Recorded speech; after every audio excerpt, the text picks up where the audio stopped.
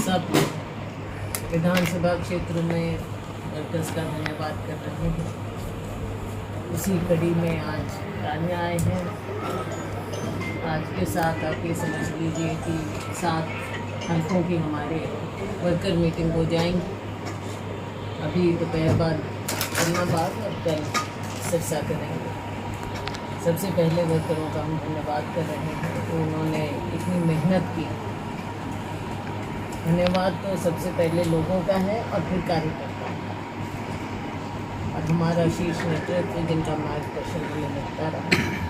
ये सबकी मेहनत है जो आज हम यहाँ तक इस मुकाम तक पहुँचे हैं और इतनी बढ़िया, इतनी शानदार जीत सिरसा के लोगों ने हासिल की। आगे हमको और मेहनत करनी है अपने क्षेत्र के लिए भी और आने वाले विधानसभा चुनावों के लिए, क्योंकि अब ज़रूरत है कि राज्य में भी व्यवस्था बदले, सरकार बदले, ताकि जो आज के दिन पूरे तरह से ऐसे लगता है कि कोई ना शासन है ना प्रशासन है, दोबारा से हम अपने राज्य को विकास की पटरी पर लेकर आएँ ताकि सबका विकास हो और जो इनकी गलत नीतियाँ रही पीछे उनसे निजात मिले।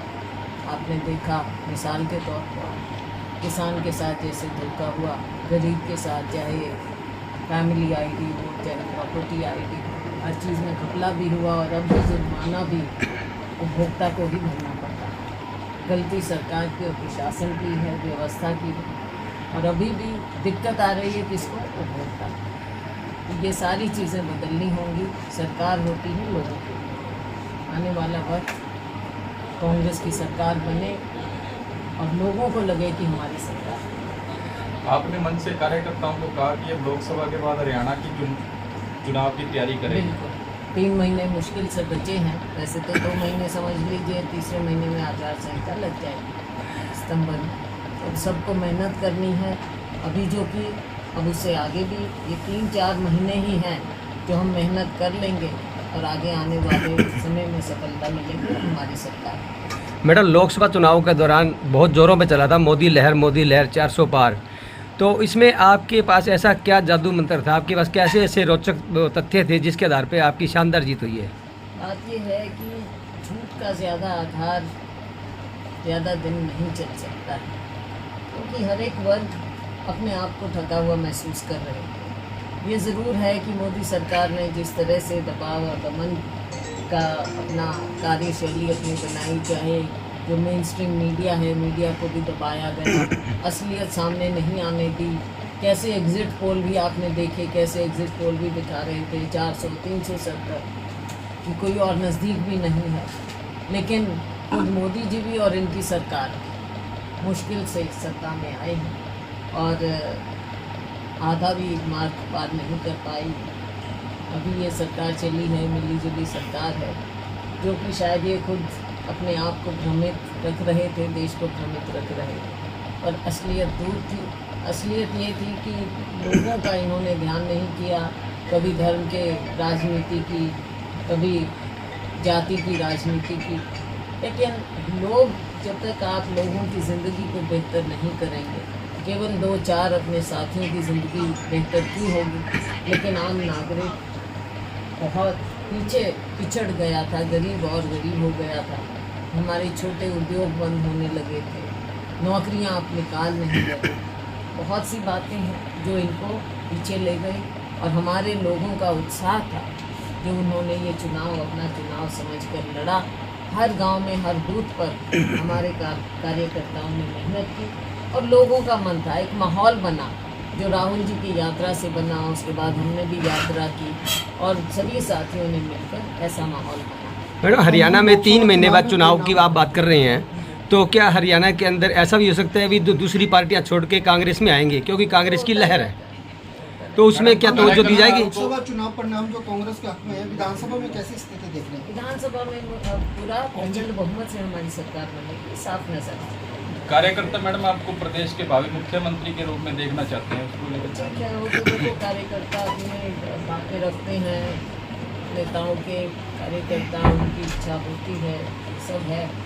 और ये इसलिए मैं समझती हूँ होने लगा कि जब लोग सत्ता में आकर अपना अपना करने लगे, तब से लोगों को लगने लगा कि हमारा नेता बनेगा तभी हमारा कुछ होगा। फ्री और फेयर अगर सबको समान साथ सबका रहे, परिवार तो सारा होता है, ना कि केवल मेरा। तो तभी मैं कहती हूँ कि मैं और मेरा से ऊपर उठना पड़ेगा सबको, और सबको समान समझते हुए हम आगे बढ़ेंगे, तभी इंसाफ। मैडम, पूर्व सीएम 30 विधायक के साथ मिलने की बात कर रही हैं। बड़ी ही डिमांडें बहुत मांगे हैं। किस तरह से काम किस चीज़? रानी हल्के के लोगों ने कुछ मांगे। रानिया हल्के की भी है, पूरे सिरसा की है, सिरसा लोकसभा। हम नरवाना से शुरू होते हैं, टोहाना आइए, रतिया आइए, फतेहाबाद आइए, सिरसा, एलनाबाद, रानिया, कालांवाली, डबवाली, बहुत बड़ा हल्का है। कुछ कॉमन बातें हैं, कुछ अलग अलग हैं, सबकी ओर हम पूरा ध्यान देंगे, मिलजुल कर करेंगे। विपक्ष की तरफ से बार बार निशाने साधे जाते थे कि तुम्हारी शैलजा का सिरसा में घर नहीं है, क्या आप तुम्हारी शैलजा तो इन सिरसा छोटी में बातों में मैं अपना नहीं घर बनाएंगी? लगी, उनके किसी के सवाल का जवाब तो देना ही है मैम। बाकी ये जरूर है, लोगों की सेवा करनी है, पहले भी की थी, उसमें कोई कमी आने दिल्ली से आकर यहाँ पे मैम, रानी उपमंडल की एक बड़ी मांग रही बनाते है। हैं दिल्ली के लिए, मैम, रानी उपमंडल की एक बहुत बड़ी मांग रही है, उस पर काम किया लेकिन आज तक बेशक मैं यहाँ की प्रतिनिधि भी नहीं थी, लेकिन हमारा आना जाना तो हमेशा रहा था, तो वो तो कभी कभी किसी को महसूस नहीं हुई। तभी लोगों की आवाज़ हुई कि वहाँ से सैलजा चुनाव। मैडम, पूर्व सीएम सेवा में कभी कोई कमी नहीं आएगी, दशकों से ना पहले है ना पाएगी। रानिया में नशा बहुत बढ़ रहा है। मैडम, पूर्व सीएम, यही सवाल है मैडम, पूर्व सीएम 30 विधायकों को मिलकर राज्यपाल से मिलने का समय मांगा है, इसके बारे में आपका क्या कहना है? देखो, मुद्दे होते हैं समय समय पर।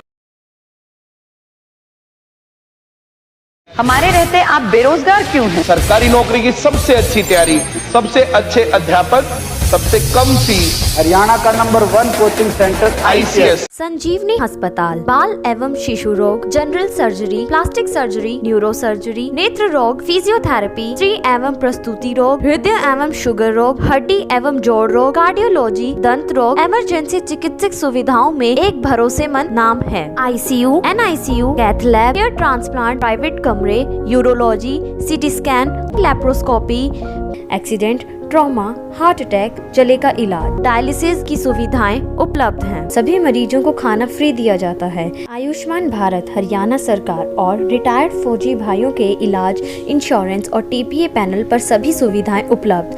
पूछताछ मोबाइल नंबर 7027566691।